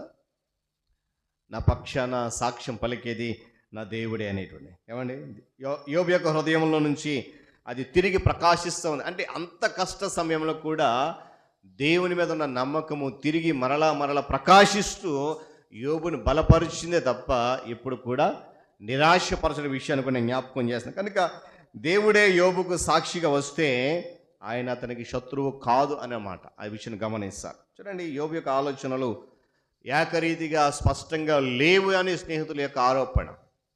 నీ మాట మంచిగా లేదు, నువ్వు పలికేది స్పష్టంగా లేదు, ఏమండి నీకు సంభవించింది కేవలము నీ పొరపాటు వల్లే, నీ అపరాధం వల్ల అని చెప్పి హేళన చేస్తున్నా కూడా ఆ భయంకరమైనటువంటి స్థితి, అయోమయ స్థితిలో ఏమంటే యోబు ఏం చేయాలో అనేటువంటి పరిస్థితి ఆలోచన చేసినప్పుడు యోబుకు తన యొక్క ప్రార్థనా జీవితము ఏమండి ధైర్యాన్ని ఇచ్చింది. హల్లెలూయా, గడియ హల్లెలూయా. మరి రోజు నా పక్షంగా నా దేవుడే నా సాక్ష్యం పలుకుతాడు అనేటువంటి నిశ్చయత, నిరీక్షణ మనలో ఎంతమందికి ఉన్నాయనే విషయాన్ని గమనించాలి. ఎందుకంటే యోబు కష్టాల్లో ఉండి కూడా దేవుని యొక్క న్యాయాన్ని గురించి, లేక దేవుని యొక్క ఆ పరిస్థితి, దేవుని యొక్క ప్రేమను గురించి, ఆయన చూపిన దయను గురించి ఉన్నతమైన మాటలు మాట్లాడాడు తప్ప ఎప్పుడు కూడా పొరపాటు మాట్లాడలే. నేను అందుకే ప్రారంభంలో చెప్పాను, మన మాటలు ఎలా ఉండాలి? కొద్దిగా ఉండాలి. కారణం ఏంటంటే కీర్తనకారుడు అంటాడు 14వ సంకీర్తనలో, యెహోవా ఆకాశం నుండి నరులను పరిశీలన చేస్తున్నాడు. ఎలా మాట్లాడుతున్నారు, ఎలా నడుస్తున్నారు, ఎలా ప్రవర్తిస్తున్నారు, ఎలా జీవిస్తున్నారు, ఏంటి అని చెప్పి ప్రతి విషయాన్ని కూడా ఆయన ఏం చేస్తున్నాడంట? పరిశీలన చేస్తున్నాడు. కొన్ని సందర్భాల్లో మనకు కూడా, అనగా భూమి మీద ఉన్న విశ్వాసులకు వారి హృదయంలో దేవుని న్యాయం గురించినటువంటి విశ్వాసము అవిశ్వాసము రెండు కూడా వారి హృదయములు పెనుగులాడుతూ ఉంటాయట. నమ్మాలా వద్దా, నిజమా కాదా, ఆ రెండు పెనుగులాడుతూ ఉంటాయండి. అయితే మొదట ఒకదాని తర్వాత ఒకటి మరొక ఆలోచన కలుగుతూ ఉన్నప్పుడు, ఒకసారి ఒక ఆలోచన ఉంటే మరుక్షణం మరొక ఆలోచన దాని స్థానాన్ని ఆక్రమిస్తూ ఉంటే విశ్వాసిక హృదయంలో ఏమండి పోరాటం జరుగుతూ ఉంటుందట. దేని నమ్మాలి, దేనిని నమ్మకూడదు, ఏది చేయాలి, ఏది చేయకూడదు, ఇలాంటి పోరాటంలో హృదయము తల్లడిల్లిపోతున్న సందర్భంలో కూడా నిజంగా మనము దేవుని మీద నమ్మకం ఉంచగలిగితే మనకి మాట గుర్తు రావాలి, నా పక్షాన దేవుడు ఉన్నాడు. హల్లెలూయా చెప్పరు, హల్లెలూయా. కొన్ని సందర్భాలు మన హృదయంలో పెనుగులాడుతూ కృంగిపోతూ ఉంటాం, నలిగిపోతూ ఉంటాం, నిరాశలో ఉండిపోతూ ఉంటాం. నేనంటాను, ఒకవేళ అలాంటి సందర్భం ఎదురైతే ఈ మాట మనం చదవండి, ఇంటికి వెళ్ళిన తర్వాత అవసరమైతే రాసుకోండి. యోబు గ్రంథము 16:19 ఇప్పుడు నాకు సాక్షి అయిన వాడు పరలోకంలో ఉన్నాడు, నా పక్షంగా సాక్ష్యం పలికేది పరమందున దేవుడే. మరి రోజు మన కొరకు ఎలాంటి సాక్ష్యం వినబోతున్నా మనం ఆలోచన చేయాలి. నేను ఎప్పుడు ఒక మాట జ్ఞాపకం చేస్తాను తిమోతి పత్రిక నుండి, ఏమని, సంఘము వెలుపటి వారి చేత మంచి సాక్ష్యము పొందినవాడై ఉండాలి. ఎవరైనా సరే ఏమండి, చూడండి, ఒక్కడైన నిజదేవుడు తప్పనిసరిగా న్యాయవంతుడు, సత్యవంతుడు అనేటువంటి నిత్యత మనలో ఉండాలి. ఎందుకంటే యోబు తనకు జరిగిన దాన్ని చూస్తే అన్యాయమే అనిపిస్తుంది, కానీ దేవుని పక్షాన్ని చూస్తే అది అంతా కూడా దేవునికి విరుద్ధంగానే కనిపిస్తుంది. మళ్ళా జ్ఞాపకం చేస్తుంది, దేవుడు అన్యాయస్తుడు కాదు. ఇక్కడ కూర్చున్న మనలో ఎవరైనా ఎప్పుడైనా ఇన్ని సంవత్సరాల మన విశ్వాస జీవితంలో దేవుడు నాకు అన్యాయం చేశాడండి, దేవుడు నన్ను పట్టించుకోలేదండి, దేవుడు నాకు ఎలాంటి కార్యము చేయలేదండి అని చెప్పగలిగిన వారు ఎవరు ఉన్నారంటారా? ఉన్నవారు ఎవరైనా చేయొద్దండి, ఎవరు లేము.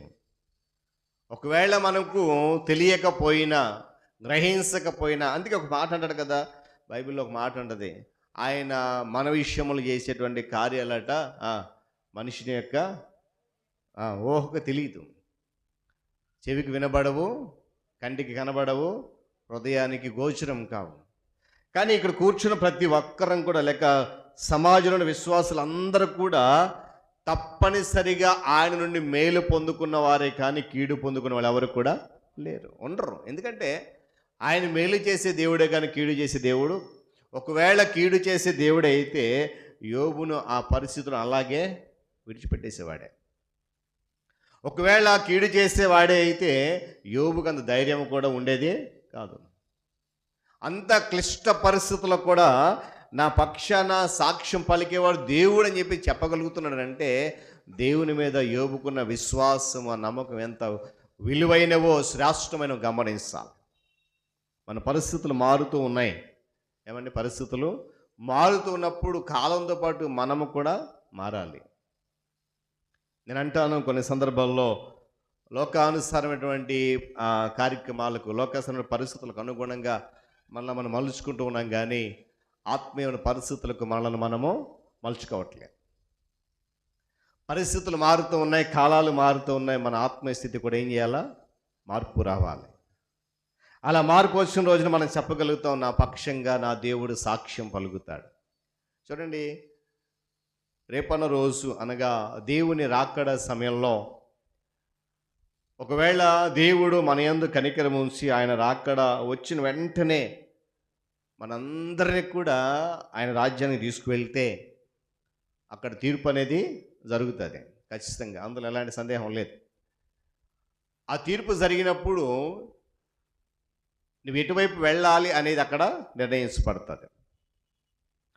ఆ న్యాయవాది ఎదుట నువ్వు నిలబడినప్పుడు నీ తరపు వాదించేటువంటి న్యాయవాది ఎవరైనా ఉన్నారనంటే నిన్ను నన్ను ప్రేమించి రక్షించినటువంటి క్రీస్తు వారే.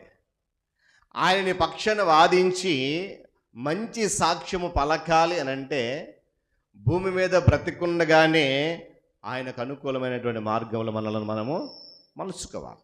హల్లెలూయా. యోబు ఒకవేళ నేను చనిపోయినా కూడా నా పక్షాన సాక్ష్యం పలికేవాడు ఆకాశమందున ధైర్యంగా చెప్పగలిగాడంటే గల కారణం ఏంటంటే భూమి మీద ఉండగా కనీసం నోటి మాటతోనైనా కూడా పాప మెరుగని స్థితిలో ఉన్నాడు కనుక ధైర్యంగా చెప్పగలిగాడు. రేపు పొద్దున మనకు అలాంటి నిశ్చయత రావాలి. హల్లెలూయా. రేపు నేను చనిపోయినా దేవుడు వచ్చి ఆయన రాకుండా తీసుకువెళ్ళినప్పుడు నా కొరకు ఒక మంచి సాక్ష్యమైన పలకాలు నేనేం చేయాలా? భూమి మీద ఉండగా ఆయన కొరకు నిజాయితీగా బ్రతకలేనటువంటి నిశ్చయత మనలో రావాలి. దేవుని స్తోత్రం కలుగును గాక. చూద్దామా యోబు గ్రంథము 42వ అధ్యాయము 7వ వాక్యం ఒకసారి చదువుదాం. యోబు గ్రంథము 42:7 చదువుదాం ఒకసారి.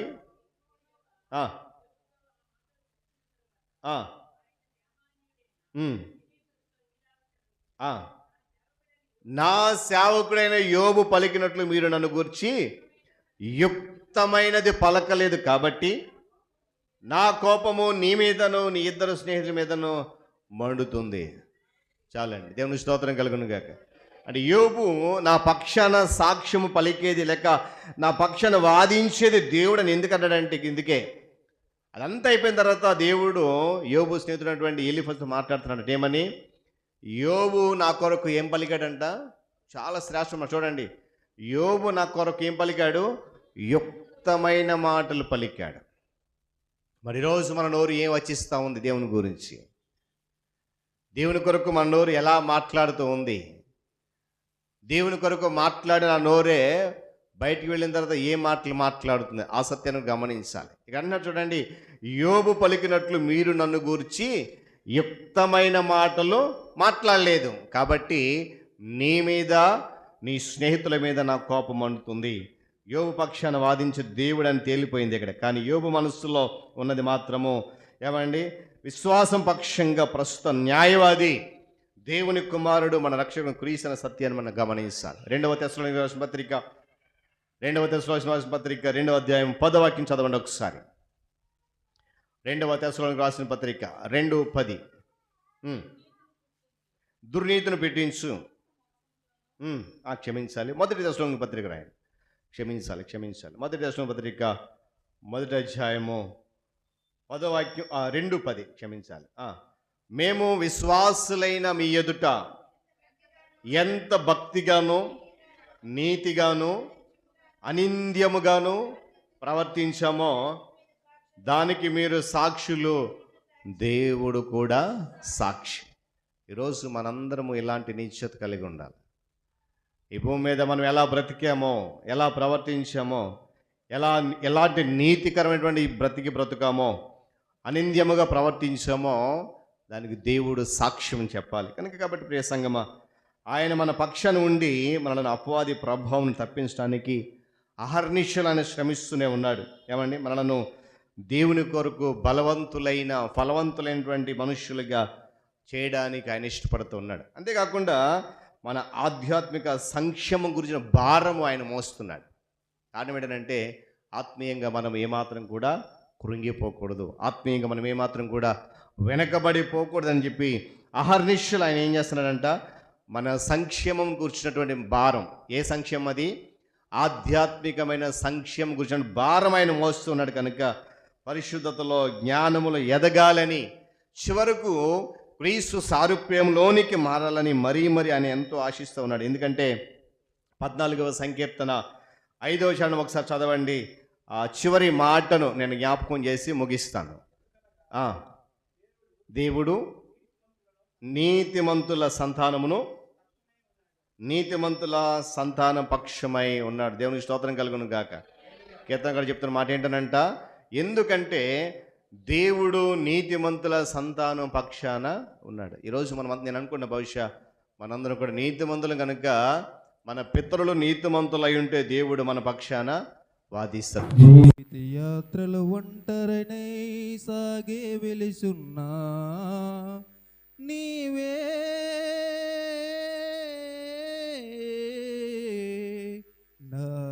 నాకున్నాదారము, నాకున్నాదారము. నీవుగాక నాకిలలో ఎవరో లేరయ్యా, జీవిత యాత్రలు ఒంటరినై సాగే వెలిచున్నా. అరణ్య యాత్రలో ఒంటరిగా వెలుచున్నా, మార్గము తెలియక నీవైతే చూస్తున్నా. అరణ్య యాత్రలో ఒంటరిగా వెలుచున్నా, మార్గము తెలియక నీవైతే చూస్తున్నా. మార్గము నీవే, వెలుగు నీవే, మార్గము నీవే, వెలుగు నీవే. నేనున్నానని అన్నావు, మార్గము నాకు చూపావు. నేనున్నానని అన్నావు, మార్గము నాకు చూపావు. నీవే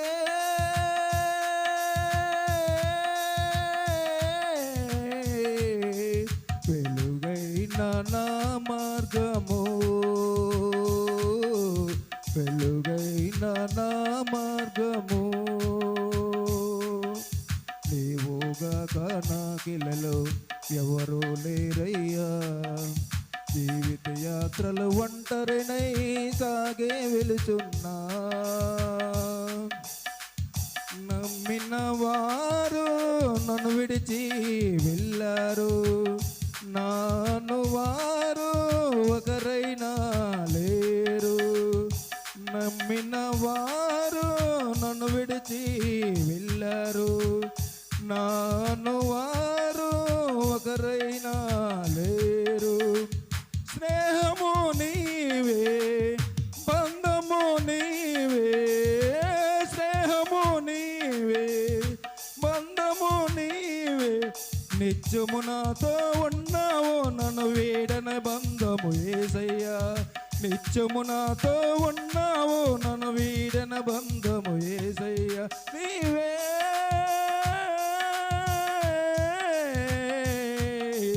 నాకున్న అతిశయము, నాకున్న అతిశయము. నీవుగాక నాకిలలో ఎవరూ లేరయ్యా, జీవిత యాత్రలు ఒంటరినై సాగే వెలుచున్నా. కన్నీలే నాకు అన్నపానములాయే, వేదనలే నాకు బంధుమిత్రులాయే. కన్నీలే నాకు అన్నపానములాయే, వేదనలే నాకు బంధుమిత్రులాయే. ఆదరణ నీవే, ఓదార్పు నీవే, ఆదరణ నీవే, ఓదార్పు నీవే. నా ఎదుటే నువ్వు నిలిచావు, నా కన్నీలన్నీ తుడిచావు. నా ఎదుటే నువ్వు నిలిచావు, నా కన్నీలన్నీ తుడిచావు. నీవుగాక నాకిలలో ఎవరూ లేరయ్యా, జీవిత యాత్రలు ఒంటరినై సాగే వెలుచున్నా. దేవుని స్తోత్రం. హల్లెలూయా. దేవుని నామానికి స్తుతి కలుగును గాక. చేరి వచ్చిన సంఘమంతటికు, సంఘ పెద్దలకు, పాస్టర్ గారికి కూడా నా హృదయపూర్వకమైన కృతజ్ఞతలు తెలియజేస్తూ ఉన్నాను. మరి ఈరోజు పాస్టర్ గారు ద్వారా దేవుని మంచి వాక్యం మనకు అందించారు. వాక్యాన్ని విన్నాం. ఆయన వాక్యం వింటున్నప్పుడు ఒక మంచి మాట గుర్తొచ్చింది. ఒరియాలో ఒక మంచి మాట ఉంటుంది, డోర్ నై అంటే భయపడకని. అది మన రాజేశ్వరి నుంచి నేర్చుకున్న పదాన్ని. అంటే దేవునికి మనం భయపడితే ఏం జరుగుతుందంటే మనలో భయం అనేది పోతుంది, నిర్భయంగా ఉంటాం. మంచి మాట. రెండోదిగా చూస్తే దేవుడు మనకు ఉండగా, అంటే దేవుని మనం ఎప్పుడైతే భయపడతామో మనకి ఎవరు ఉంటారంట, విరోధి అనేవాడు ఉండడు. ఎవడు అన్నాడు, ఉండొచ్చు ఒకరు విరోధి ఉండొచ్చు. ఉన్నా కూడా ఏమవుతుందంటే మనకు ఎవరైతే విరోధి ఉన్నాడో ఆ విరోధి పతనాన్ని కూడా మనకు కళ్ళారా చూసేదేగా దేవుడు మన పక్షంగా ఉంటాడు. అలాగే దేవుని భయపడటం వల్ల ఏం జరుగుతుందంటే మన అత్యధికమైన విజయాల్ని పొందుకుంటాం. ఎందుకంటే ఎప్పుడైతే దేవుని భయపడతామో మన విషయాన్ని జాలి పడతాడు, మనకు మార్గాలను సరళం చేస్తాడు, పరిస్థితులు అనుకూలపరుస్తాడు, మనకు తెలియకుండా మన జీవితాల్లో విజయాలను అందిస్తాడు. అలాగే దేవుని భయపడటం వల్ల మనం మంచి సాక్ష్యాన్ని పొందుకుంటాం. కనుక ఈ 4 మాటలు స్పష్టంగా పాస్టర్గా తెలియజేస్తారు. ఒకసారి గట్టిగా చప్పట్లు కొడుతూ ప్రభు నామాన్ని మనం స్తుతి చేయగలం. దేవుడిచ్చిన మంచి మాటలు మనం చక్కగా వినగలగాలి, వాటిని మనం గుర్తించుకోగలగాలి. మరి ప్రకటనలు అయితే ఈ విధంగా ఉన్నాయండి. ఈరోజు 19th సండే, ఇది 3వ ఆదివారం కనుక మన చర్చ్ ఆరాధన అయిపోయిన తర్వాత, అంటే యాక్చువల్ యూత్ మీటింగ్ అన్నప్పుడు చాలామంది మీరు యూత్ అంటున్నారు. ఇది youth and choir team meeting అండి. యూత్ అంటారు, వారిని బలపరచడానికి కొంత క్వైర్ మళ్ళాట ఉండాలి కనుక మేము కలిసి నడిపిస్తాం. క్వైర్ మీటింగ్ ఉంటుంది. సరిగ్గా ఎవరైతే స్టేజ్ల మీదకి వచ్చి ఆర్భాటంగా పాటలు పాడేస్తున్నారో వాళ్ళందరూ దయచేసి ఉంటే మనంతా కలిసి మరొకసారి అలాంటి ఆర్భాటాలు చేయడానికి దేవుని నామం ముందు కొనసాగే భాగ్యం ఉంటుంది కదా, దాన్ని మీరు గమనించాలి. ప్రభుపేట మనం చేస్తూ ఉన్నాను. ఇకపోతే ఈ వారంలో కార్యక్రమం ఇలా ఉన్నాయండి. మంగళవారం ప్రత్యేకంగా మీ అందరూ తెలుసు, అనిల్ మాస్టర్ గారు తెలియజేశారు. అది ఒక ప్రార్థనా దినంగా పెట్టుకున్నాం. ఇంటి దగ్గర ప్రార్థన చేయటమే కాదు, సహవాసంగా కూడి ప్రార్థన చేయాలని. చాలా తక్కువ మంది వస్తున్నారు. ఒక్కోసారి 14-15 మంది వస్తారు. కొన్నిసార్లు మేము 10 మంది వరకు అవుతున్నాం. కానీ ప్రార్థన పాటలు ఉండట్లేదండి, ఎటువంటి మాటలు వాక్యం కూడా ఉండట్లేదు. కేవలం ప్రార్థన మాత్రమే. ఒకరి తర్వాత ఒకరు ప్రార్థన చేస్తున్నాం. రాని వారి కోసం ప్రార్థన చేస్తున్నాం. సంఘంలో ఎవరు బాగులేకపోతే వారి కోసం ప్రార్థన చేస్తున్నాం. వ్యక్తిగత ఎవరు మాకు చెప్తారు వారి గురించి ప్రార్థన చేస్తున్నాం. సంఘ కార్యక్రమం జరిగే విధానం కోసం ప్రార్థన చేస్తున్నాం. కనుక మంగళవారం కూడికలు ప్రస్తుతానికి లేవు కనుక మరి మంగళవారం ప్రార్థన కూడా దయచేసి మీరు రావాలని ప్రభుపేట మనం చేస్తూ ఉన్నారు. అనిల్ మాస్టర్ మాట స్పష్టంగా చెప్పారు. ఒక పెద్ద వీధి నుంచి కానీ, ఒక పూర్వగాం నుంచి కానీ, ఒక వృద్ధాప్యులు మీరు ఎవరు ఉన్నా కానీ మీకు ఆటో సదుపాయాన్ని కూడా మేము ఏర్పాటు చేస్తాం. కనుక మరి ప్రార్థనా దినాన్ని మరి వచ్చి మీరు ప్రార్థనలో పాల్గొవాలని మనం చేస్తూ ఉన్నాం. అయితే మంగళవారం ఏంటంటే ప్రార్థనలోకి వెళ్ళే ముందు ఒక 10 నిమిషాలు, ఒక 5 నిమిషాలు ఎవరో ఒక వ్యక్తి మాట్లాడుతున్నారు మన చర్చిలో నిర్ణయించబడిన వారు. చాలామంది చాలా చక్కగా మాట్లాడగలుగుతాం, ఆనందించగలుగుతున్నాం. దయచేసి దాన్ని కూడా గమనించి మీరందరూ పాల్గొవాలని ప్రభుపేట మనం చేస్తూ ఉన్నాం. అలాగే ఈ నెల 24వ తారీఖున శుక్రవారం ఎప్పటిలాగే ప్రార్థన సమయం ఉంటుంది. అయితే మంగళవారం 7:15 నుంచి 8 వరకు, గంటే అండి, గంట 7 నుంచి 8 వరకు మాత్రమే. శుక్రవారం కూడా ఖచ్చితంగా 8 గంటలకు ముగిస్తూ ఉన్నాం. పాటలు, వాక్యం, మరలా ప్రార్థన. దాన్ని కూడా ఉపవాసంతో మీరు ఉండి సహవాసంలోకి ముందుకు రావాలని ప్రభుపేట మనం చేస్తూ ఉన్నాను. అలాగనే మరి మన సంఘంలో మీకు తెలుసు, ఆత్మీయ పలకరింపు అనే పదం పెట్టాం. దాని యొక్క ముఖ్య ఉద్దేశం ఏంటంటే సంఘంలో ఎవరికైనా బాగుపోవచ్చు, ఆ విషయం మీకు తెలియకపోవచ్చు, అలాంటి వారి గురించి, లేకపోతే పర్టికులర్ ఎవరు బాధల్లో ఉండొచ్చు. అంత మాత్రమే కాదు, విశ్వాసంలో ఆ సహవాసాన్ని పెంపొందించడానికి కోసం ఏంటంటే మీకు కొంతమందిగా వారి దగ్గరికి వెళ్ళి వారిని పరామర్శిస్తూ వారితో మాట్లాడుతూ రావడం జరుగుతుంది. గతంలో ఏంటంటే పాస్టర్ గారు లేకపోతే అమ్మ, మేనా అంటే వీళ్ళే పంపించాం. మాకెందుకో కొంచెం బాధ అనిపించింది. పెద్దలు వాళ్ళు పంపించడం ఏంటి, మేము వెనకుండిపోవడం ఏంటి. అనిల్ మాస్టర్ మంచి మాట్లాడినారు. సాయంత్రకాల సమయంలో అందరూ అందుబాటులో ఉంటారు కనుక అలాంటి సమయాన్ని ప్లాన్ చేద్దాం సతీష్. కనుక ఇక్కడ నుంచి ఆత్మీయ పలకరింపు చాలా ప్రత్యేకంగా ఉంటుంది. అది ఏ రోజు ఉంటుందో మీకు తెలుసు. ఎప్పుడంటే చివరి వారంలో బహుశా మీకు ఆత్మీయ పలకరింపు ఉంటుంది. కనుక ఆ రోజు మీ యొక్క కొన్ని గృహాలు మేము సందర్శించడం జరుగుతుంది. ఈసారి కొత్తగా మీకు నచ్చే విధంగా చేయాలని ఆశపడుతున్నాం. కనుక మీరు కూడా సహకరించండి. మేము వచ్చే ముందుగా మీకు ఫోన్లో కూడా ఇన్ఫర్మేషన్ అనేది అందిస్తూ ఉన్నాం. అలాగనే చర్చిలో మనకిప్పుడు యూత్ కానీ, క్వైర్ కానీ, స్త్రీల సమాజం కానీ ఇవన్నీ బాగానే జరుగుతున్నాయి. ఒకటి తక్కువైంది, అదేంటంటే సండే స్కూల్ అనేది లేదు. సండే స్కూల్ లేకపోవటం వల్ల మనకి ఏదైనా అన్ని క్రమంగా జరగకపోవడం కొంచెం వెలుతులా అనిపిస్తుంది. ప్రస్తుతానికైతే మనకి పెర్సీ, అలాగే క్రీతు, అలాగే మన రోజాల్ పాప, అలాగే మన లక్ష్మణ మాస్టర్ చిన్న పాప, నలుగురు కనిపిస్తూ ఉన్నారు. అలా కాక మనం ఏదైనా కార్యక్రమం చేసి చిన్నపిల్లలు వచ్చి డ్యాన్స్ చేస్తూ ఉన్నారు కదా, వారిని కూడా మన సంఘంలో రప్పించే బాధ్యత తీసుకుంటూ మరి వచ్చే వారం నుంచి దీన్ని మరి సువర్ణ కానీ, అలాగే సౌజన్య చెల్లి కానీ, రోజా చెల్లి కానీ, రాజేశ్వరి కానీ వీళ్ళంతా నడిపిస్తారు. ముందుకు వాళ్ళతో మాట్లాడడం జరిగింది. అయితే వీరందరూ ఉండొచ్చు, వాళ్ళు ఎవరు ఆప్షన్ మిగతా వారు దాన్ని కంటిన్యూ చేస్తారు. కనుక వచ్చే వారికి దయచేసి మీరు ప్రిపేర్గా ఉండాలని ప్రభుపేట మీకు మనం చేస్తూ ఉన్నాను. అలాగనే బైబిల్ చదవడం చాలా ప్రాముఖ్యం. వాక్యం మనకు చాలా ఇంపార్టెన్స్. మనకన్నా పనుల్లో, వ్యక్తిగత ఆలోచనలో, మన బిజీలో బైబిల్ చాలాసార్లు దూరం పెడతా ఉన్నాం. దానికి ఒక అమూల్యమైన ఒక ఉద్దేశంతో అనిల్ మాస్టర్ ముందుకు వచ్చారు. ఏంటంటే బైబిల్ క్విజ్ అనేది మీరు ఇక్కడికి వచ్చి రాయనవసరం లేదు, మీ యొక్క ఇంటి దగ్గరే ఆన్లైన్ రాయొచ్చు. అలాగని కష్టపడి చదివిన అవసరం లేదు. ఆయన ఒక 10 అధ్యాయాలు, ఒక 5 అధ్యాయాలు ఇస్తారు. ఆ 5 అధ్యాయాలు ఒక 10 ప్రశ్నలు ఉంటాయి. దానికి ABC 4 ఆప్షన్లు ఉంటాయి. మీకు అనుకుంటే చెప్పాలంటే ఒకటో బిట్టు ఏ, రెండోది సి, అలా పంపించేసి చాలు. అది వ్యక్తిగతంగా అనిల్ మాస్టర్ పంపించాలి. అయితే ఈ మంగళవారమే మీకు అది పేపర్ మీ ముందుకు వస్తుంది. దానికి సమయం నిర్దేశిస్తారు. ఆ సమయంలో మీరు ఏం చేయాలంటే ఆ గ్రూప్లో పెట్టకుండా మీరు అనిల్ మాస్టర్కి దాన్ని ఫార్వర్డ్ ఆయన పంపించాలి. మొట్టమొదటిగా ఎవరైతే ముగ్గురు పంపిస్తారో, మీకు తెలియక అందరూ పంపిస్తారో, ఆ ముగ్గురికి మాత్రం తప్పనిసరిగా బహుమతులు అనేవి ఉంటాయి. దాన్ని మీరు గమనించాలని ప్రభుపేట మనం చేస్తూ ఉన్నారు. సో సంఘ కార్యక్రమాలు ప్రతి ఒక్కరు దయచేసి పాలుభాగస్తులు కండి. ఎందుకంటే ఇది ఒకరిది మా కేవలం అనిల్ మాస్టర్ గారో లేదా పాస్టర్ గారో లేదా లారెన్స్ గారో వీళ్ళే ఉంటారు వాళ్ళు చేస్తారని కాదు, మనం అంతా కలిసి చేయవలసిన బాధ్యత ఉంది. కనుక ఇన్ని సంవత్సరాలు గతించే మరి ఈ నూతన సంవత్సరంలో మాత్రం ఒక ప్రత్యేకించి ప్రతి ఒక్కరూ ఇందులో పాలిభాగస్తులు కావాలని ఒక ఆశ, ఒక సంకల్పం, దాన్ని మీరు గమనించాలి. ప్రభుపేట మనం చేస్తూ ఉన్నాను. ఇక చూస్తే చర్చ్ యొక్క ఆరాధన క్రమాన్ని మీకు శనివారం మీకు వాట్సాప్ ద్వారా మేము పంపిస్తూ ఉన్నాం. ఫర్ ఎగ్జాంపుల్ ఈరోజు లక్ష్మణరావు గారికి ప్రత్యేకమైన పాట ఇచ్చారు. ఒకవేళ ఆయన వచ్చారు, పాడారు, సంతోషం. ఆయన రాలేదనుకో ఇంకొకరికి ఇచ్చే అవకాశం అనేది లేదు. కేవలం ఆంధ్రకాస్త్రిక పుస్తకం నుంచి పాడతాం. ఒకవేళ నాకే అవకాశం ఇచ్చారు, నా ఒళ్ళు మొత్తం నేను రాలేదనుకుందాం. ఆ రోజు అనుకుందాం, ఆ రోజు ఆంధ్రకాస్త్రిక పాట అంటే నేను తీసుకున్న నిర్లక్ష్యం వల్ల ఇంకో పాట పాడే వ్యక్తికి అవకాశం లేకుండా చేశాను. దేవుడు దాన్ని క్షమించడు. ఒకవేళ నా ఆరోగ్యం బాగోలేకో నాకేదో అత్యవసరం ఉండి రాకపోతే పర్లేదు, కానీ కేవలం నాకు అవకాశం ఉండి ఒక నిర్లక్ష్యం వహిస్తుంది నాకు మంచిది కాదు.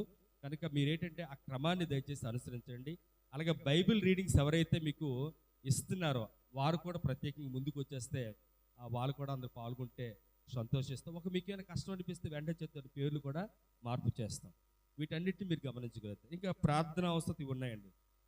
నేను చెప్పాను కదా, సండే స్కూల్ జరగట్లేదు, దాని గురించి మీరు ప్రార్థన చేయండి. అలాగే ఇప్పుడు మనకి ఈ స్కూల్స్ కాలేజ్ మళ్ళీ రేపు స్టార్ట్ అయిపోతుంది. అంత మాత్రమే కాదు, చాలామంది ప్రయాణాలు ఉంటారు. పండుగలకు వచ్చి మనకు తెలిసిన వారు రిలేటివ్స్ వస్తూ ఉంటారు. హిందూస్ చాలామంది వచ్చారు, తిరుగు ప్రయాణాలు ఉంటారు. వారు క్షేమంగా చేరుకోవాలి, ఎక్కడ ఎటువంటి డిస్టర్బెన్స్ అవ్వకూడదు. వాటి కోసం ప్రార్థన చేయండి. అలాగే ఎవరైనా ఒకవేళ హెల్త్ కండిషన్స్ బాగోలేకపోతే దయచేసి మీరు మీ వరకు మీరు బాధపడిపోకుండా నాకు అనిల్ మాస్టర్ గారికి ఫోన్ చేస్తే మీ గురించి ప్రత్యేకంగా ప్రార్థన చేయడం కూడా జరుగుతుంది. మీరు ఎవరైనా పక్కవారు బాగోలేదు కనుక్కున్నా దయచేసి మాకు చెప్పండి. ఎందుకంటే గతంలో ధనుంజయ గారు బాగోలేకపోయిన 2 రోజులు నాకు తెలిసింది. అలా కాకుండా ఎవరైనా వ్యక్తిగత మాకు తెలియజేస్తే త్వరగా వాళ్ళ దగ్గరికి వెళ్ళి మేము సందర్శించే అవకాశం ఉంటుందని ప్రభుపేట మనం చేస్తూ, ఇక చివరిగా ఒక మాట చెప్పి నేను నా ప్రకటన ముగించేస్తాను. ఇంకా ఫైనల్ రిక్వెస్ట్, ఈ లాస్ట్ రిక్వెస్ట్ ఏంటంటే, మన చర్చిలో ఇప్పుడు ఏసీలు ఉన్నాయి, కలర్ఫుల్ లైట్ అన్నీ బాగున్నాయి. మీకు టెక్నాలజీ పెరిగింది మనకు తెలుసు. పాస్టర్ గారు యూట్యూబ్ చాలా మంది మెసేజ్ పెడుతూ ఉంటారు, మేము కూడా వీడియోలు పెడుతుంటాం. ఒక స్మార్ట్ టీవీ ఉంటే 40 to 50 ఇంచెస్, ఎక్కువ కాస్ట్ అవ్వదు. ఇప్పుడు తక్కువ 48,000 37,000 వచ్చేస్తుంది. స్మార్ట్ టీవీ ఉంటే ఇన్ కేసు మనకి స్పెషల్గా ఉదాహరణకి ఏదైనా కార్యక్రమం జరుగుతున్నప్పుడు ఒక అప్పారా మాస్టర్ గతం రికార్డ్ మనం చేసి పెట్టాం. ఆ రోజు హెల్త్ కండిషన్ అది బాగలేదు, కానీ ఇక్కడ టెర్రస్ పెట్టినప్పుడు సంఘం అంతా ఒకలాంటి, అంటే ఆయన లేకపోయినా లోటు లేకపోయినా జస్ట్ ఆయన చూడకుండా సాటిస్ఫై అనిపించింది. సో అలాంటి విషయాలే కాదు, మనకు చాలామంది ఇప్పుడు జార్జ్ గారి ఫ్యామిలీ కానీ, రజనక్ కానీ, లండన్లో ఉన్న వారు ఎవరు కానీ, వీళ్ళెవరు కానీ వారు ఏదైనా విట్నెస్ ఉండొచ్చు మన సంఘ విషయంలో, వాటిని మనం ప్రజెంట్ చేసే అవకాశం ఉంటుంది. అది చాలా బాగుంటుంది. ఆలోచన చేయండి. చర్చ్ నుంచి కాకుండా ఒక 2-3 ముందుకు వచ్చిన కొద్ది తీసుకోవడానికి చాలా మంచి అవకాశం. దాన్ని కూడా మీరు గుర్తించాలి. గమనిస్తూ ఇవే ప్రకటనలు అండి. ఇంకేమైనా ఉంటే ప్రత్యేకించి మీకు తెలియజేయబడతాయి. ఇంతటితో నా ప్రకటన ముగిస్తూ ఉన్నాను. Thank you.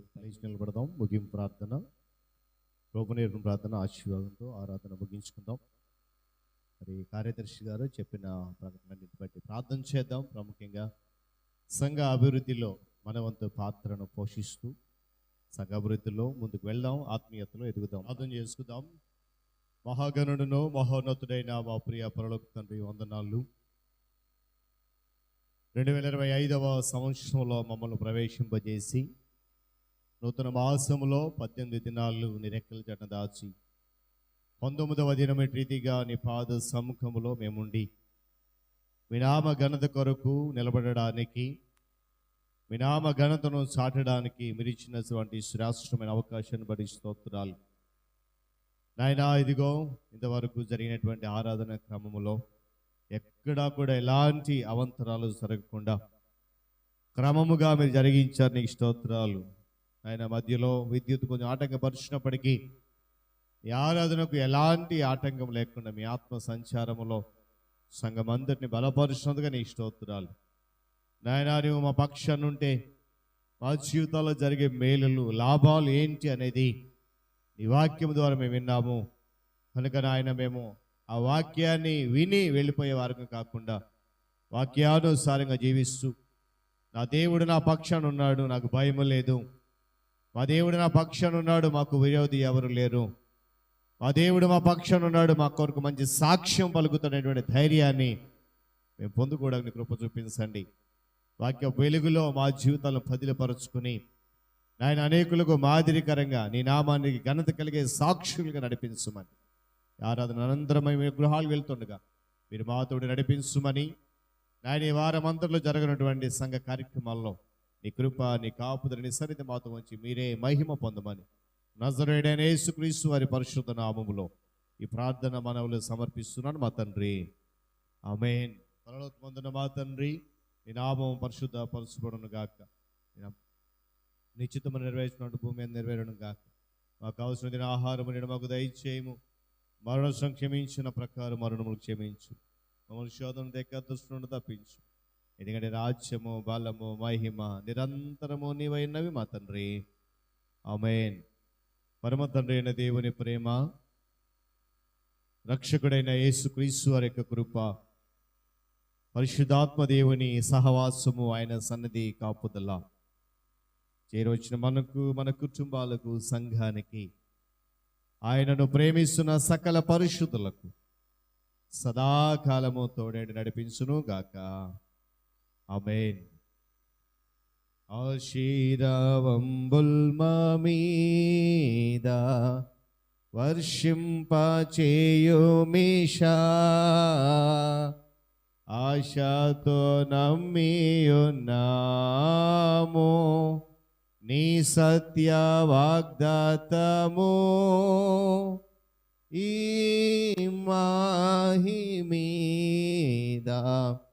కృమ్మరించుము దేవా, బ్రహ్మర ప్రేమ వర్షంబు కృమ్మరించుము దేవా, ఆమేన్. అందరికీ వందనాలండి. దేవుడు మిమ్మల్ని అందరినీ, మీ కుటుంబాలను దీవించి ఆశీర్వదించును గాక.